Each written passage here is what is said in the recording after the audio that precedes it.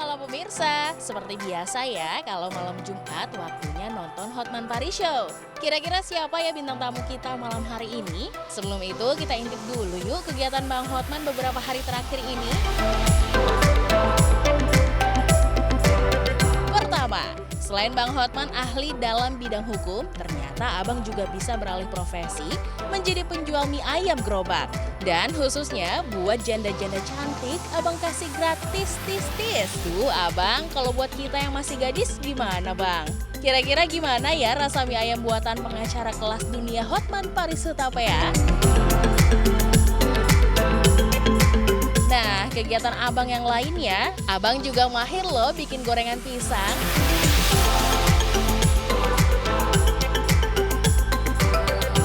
Dan yang terakhir, belum lama ini Bang Hotman berkunjung ke tempat Menteri Koordinator Perekonomian Republik Indonesia, Bapak Erlangga Hartarto. Wah, hebat banget ya abang kita yang satu ini, bergaulnya sama orang-orang penting.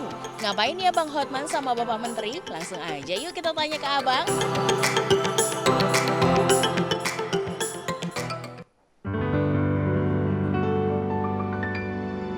Selamat malam pemirsa, kita berjumpa di Hotman Paris Show dan seperti biasa Kamis malam waktunya untuk mengetahui tadi dibuka dengan apa saja sih kegiatan dari abang kita yang satu ini. Dan ternyata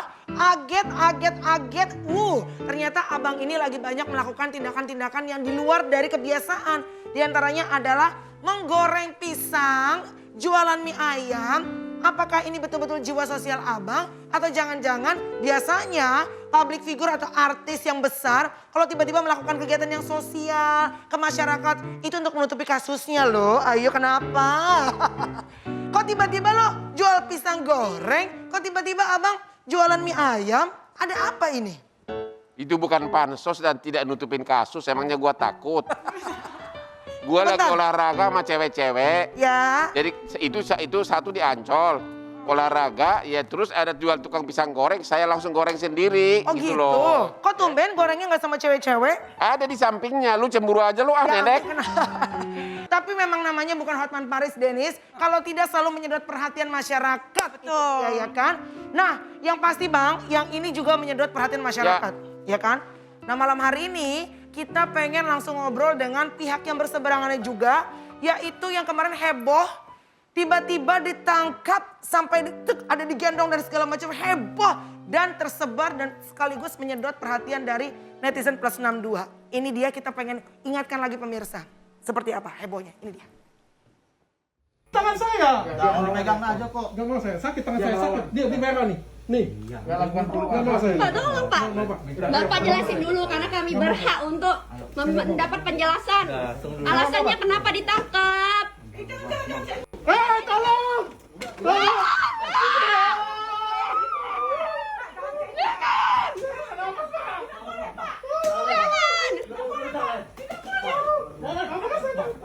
Untuk itu kita pengen tahu seperti apa sih kejadian sebenarnya di TKP saat itu dan bagaimana kabar dari Dr. Richard Lee. Sambut sama-sama di Hotman Paris, ini dia Dr. Richard Lee.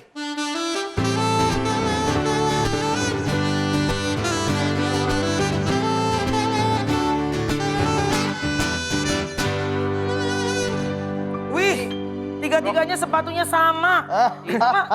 Ini keren-keren banget loh. Dokter mau saingin aku rupanya. Iya, ini hitam. Orang kaya, orang Ini kaya. silver. Oh Tapi iya, sama. orangnya, waduh, lebih keren dia dari aku. Iya. Ah, benar, orang kaya ini. Wah, Gak kelawan. kayaknya cincinnya juga banyak. senior kita nih. Iya. Oke, Dr. Richard Lee dengan Dan pengacaranya Bang Rasma Rasma. Nasution. Oke, Ya, silakan. silakan boleh duduk ya.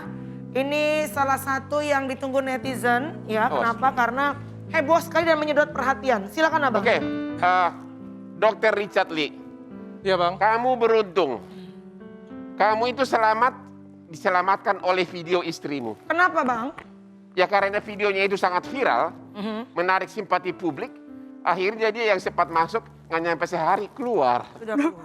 Mudah-mudahan punya istri yang fight kayak gitu. Ya, pertanyaan saya satu, apa yang kamu kritik dari postingan Kartika Putri tentang skincare-nya yang membuat pihak sana marah? Apa yang kamu kritik habis apa? Nah Nah itu Bang, itu juga saya bingung Bang. Jadi dia melaporkan saya pencemaran nama baik ke dia. Ya. Dari kalimat saya yaitu saya memberi saran, kalimatnya jelas saran kepada Karput, bukan Kartika Putri loh Bang, Ya. saya nggak sebut Karput, artis dan selegram. Hati-hati kalau endorsement, karena kalau dia endorse benar ada hidroquinon, kalau ada hidroquinon maka dia ikut berdosa. Itu adalah detail kalimat saya. Apakah kau ada menyebutkan bahwa skincare-nya itu mengandung zat-zat tertentu atau Saya tidak sebut merek, kenapa? saya tidak sebut mereknya di situ. Ya, tapi kau kritik gak bahwa itu skincare abal-abal? Ada gak seperti itu mirip-mirip lah? Tidak seperti itu, saya bilangnya kalau ada hidroquinon di dalamnya, maka dia ikut berdosa karena ikut mempromosikan. Kalau skincare seperti itu dipakai akibatnya apa terhadap manusia? Oh, itu kan hidroquinon itu adalah obat keras Bang sebenarnya.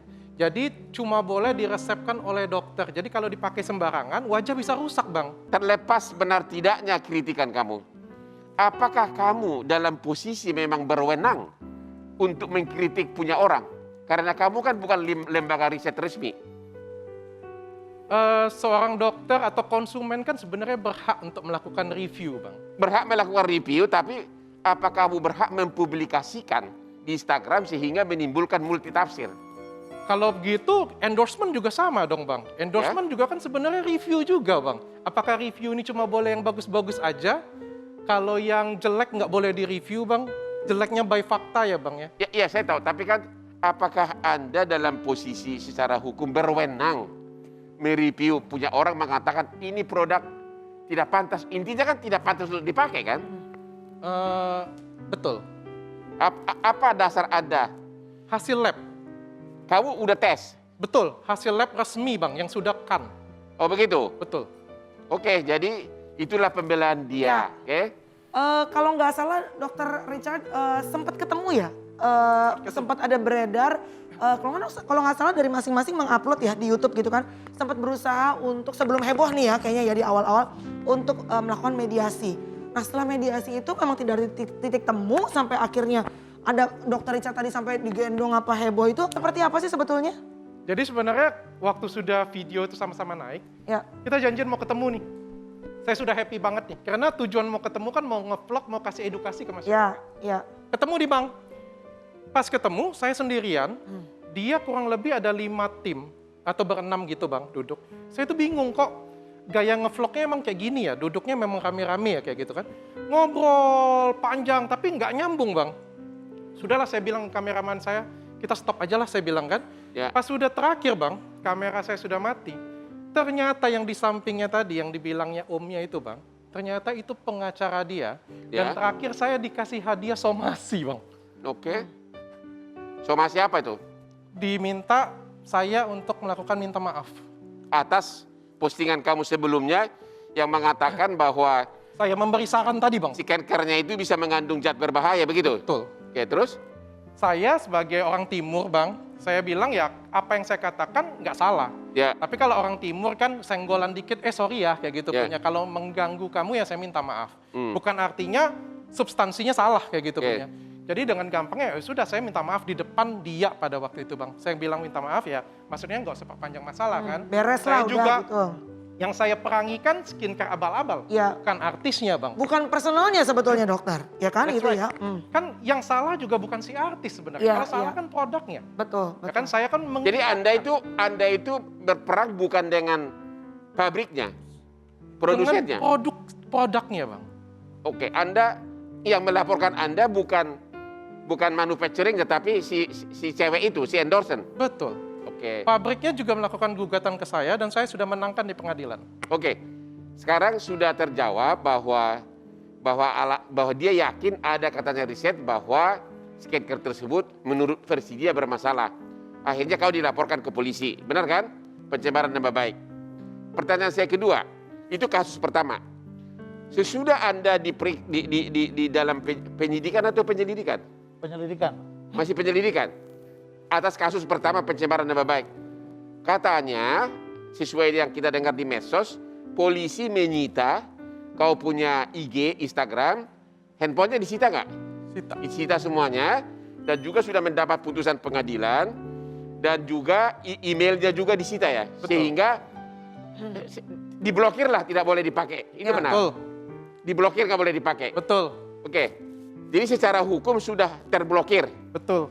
Pertanyaannya adalah, kok tiba-tiba handphone yang sudah terblokir Instagramnya, katanya kamu operasikan lagi, aktif lagi, bahkan chatting dengan kamu punya follower. Apa itu benar? Enggak seperti itu, Bang. Jadi 2 bulan saya vakum sampai akhirnya kan saya nunggu Instagram saya untuk dikembalikan, Bang. ya, Tapi karena nggak dikembalikan, akhirnya saya coba untuk bangkit lah. caranya coba gimana? Katanya kau pakai aplikasi apa untuk? Ya, saya bangkit, saya bikin Instagram baru dan pada waktu itu Facebook sudah lama sekali nggak diposting, Bang. Ya, Lalu staf saya, asisten pribadi saya, inisiatif untuk post di Facebook. di Facebook. Facebook. Oke, terus? One day dia chat saya, dia bilang, aku post di Facebook, ternyata otomatis dia bilang, terpost di Instagram. Kau jangan kaget, dia bilang. Instagram yang sudah disita. Betul.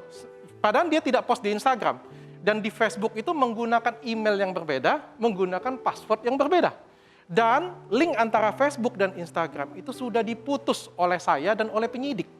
Jadi Anda mengatakan bukan kau sengaja. Tapi katanya ada alat aplikasi apa itu? Coba. Business Suite itu punya Facebook. Business Suite. Katanya ada alat aplikasi Business Suite untuk menghidupkan IG yang sudah terblokir. No, salah, Bang. Business Suite itu bukan untuk menghidupkan Instagram yang sudah terblokir, tidak, Bang. Ya. Jadi Business Suite ini adalah aplikasi punyanya si Facebook untuk ads. Jadi untuk ngiklan, Bang. Jadi ini aplikasi resmi punyanya si Facebook, Bang. Ya, dan tentu yang bisa memakai itu kamu atau orang kamu sehingga bisa dipakai akhirnya IG kamu yang sudah terblokir hidup lagi. Oh, enggak, Bang. Jadi ini aplikasi ini sudah lama kita pakai, Bang. Sejak Juni 2020, Bang, Ya. sudah kita pakai. Dan kita sudah biasa post di sana sebenarnya, Bang. Dan itu punyanya Facebook, Bang. Jadi Instagram ini kan punya Facebook, tapi Facebook bukan punya Instagram, Bang. Jadi kita cuma post di Facebook, munculnya secara otomatis dan kita Jadi nggak bisa kau cegah. mengatakan kamu tidak sengaja menghidupkan IG yang sudah diblokir sehingga oleh kepolisian dipakai pasal 30 Undang-Undang ITE illegal access. Mungkin seperti itu, Bang. Mungkin atau iya. Saya nggak pernah post di Instagram, intinya seperti Tapi itu. katanya ada. Begitu secara otomatis tiba-tiba hidup lagi Instagram kamu. Berarti kan kamu tahu dong bahwa itu Instagram yang lama kan? Betul? Oke. Dan pada saat itu kamu tahu itu sudah harusnya disita oleh pengadilan. Betul? Izin pengadilan. Betul? Oke. Katanya sesudah hidup IG yang lama, apakah itu sengaja atau otomatis, itu kita nggak tahu. Katanya kemudian kamu chatting dengan follower di Instagram itu yang sudah. Saya tidak melakukan itu, Pak. Tapi ada komunikasi nggak? Misalnya dengan Denis, ini kan gatal nih. Enak aja Tidak. gatal. Kalau saya tidak melakukan itu, Bang. Jadi, Saya tidak melakukan itu. Saya tidak melakukan interaksi dengan follower saya di sana. tidak melakukan interaksi. Saya Oke. hanya mempost di Facebook saja. Kalau gitu, apa yang dituduhkan penyidik kepada Anda sampai Anda dijemput di Palembang ya? Iya.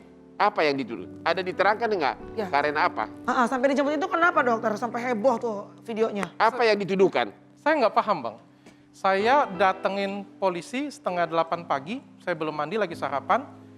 Ditanya, pada waktu itu saya sambungkan ke pengacara saya bilang open aja, kasih aja, dia bilang.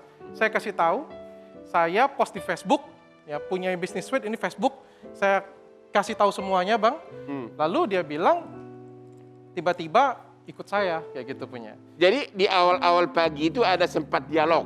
Ya, Kenapa IG kamu yang sudah disita pengadilan, penyidik disahkan pengadilan, tiba-tiba hidup lagi? Ada dialog waktu itu? ada. Oke, terus? Sudah selesai, tiba-tiba dia bilang ikut saya. Ya, saya komunikasi dengan pengacara saya. Akhirnya saya putuskan pada waktu itu saya mau tunggu pengacara saya. Cuma itu aja, Bang. Emang pengacaranya di mana waktu itu? Semarang dan on the way ke Palembang, Bang. Wah, orang hebat pengacaranya sih. Ibu belulu. Jam 4 sore ada di Palembang, saya bilang, dan itu kan posisi jam 11 siang, Bang ya. Saya bilang, tunggu sebentar, saya pasti akan ikut. Oke. Ke Jakarta nggak jadi masalah, kalau nggak kita naik pesawat, kita PCR, saya bilang. Ya. Yang kan nggak mungkin jalur darat karena pinggang saya kan sedang bermasalah. Oke. Tapi pada waktu itu polisinya nggak berkenan. Oke. Dan disitulah saat-saat istrimu jadi pahlawan. Cinta Oke, nggak sih? tahan dulu ceritanya. Kenapa abang dari awal bilang ini bersyukur banget Dr. Richard Lee. Ini istrinya benar-benar ibaratnya jadi pahlawan quote unquote gitu ya. Menyelamatkan keadaan Dr. Richard. Nanti mungkin bisa dijawab langsung ya apa maksud abang tersebut ya. Dan kita akan ngobrol-ngobrol juga sama pengacaranya Bang Rasman. Jangan kemana-mana, sesaat lagi tetap di Hotman Paris Show.